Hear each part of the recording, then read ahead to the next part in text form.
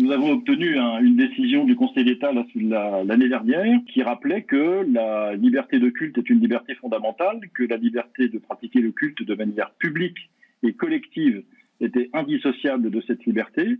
Et donc, nous avons demandé au Conseil d'État de faire modifier les dispositions du gouvernement pour permettre aux fidèles d'assister aux offices du week-end de Pâques, dans la mesure où, pour beaucoup de ceux qui travaillent, le confinement à 19h ne leur permettrait pas d'assister à ces offices, dans la mesure où, d'habitude, pour les chrétiens en tout cas, ces offices de Pâques sont célébrés le soir, la plupart du temps autour de 20h30.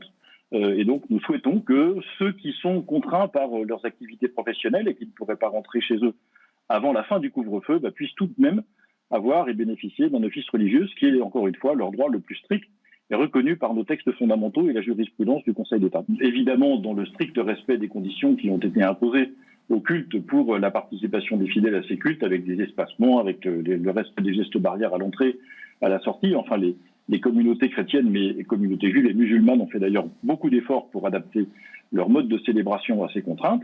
Elles le font de manière absolument systématique. Personne d'ailleurs n'a constaté de cluster dans les établissements religieux depuis le début de cette crise, depuis une année maintenant. Et donc, les croyants, comme tous les Français, sont des adultes qui respectent les règles sanitaires quand elles leur sont imposées, qu'elles sont de bon sens.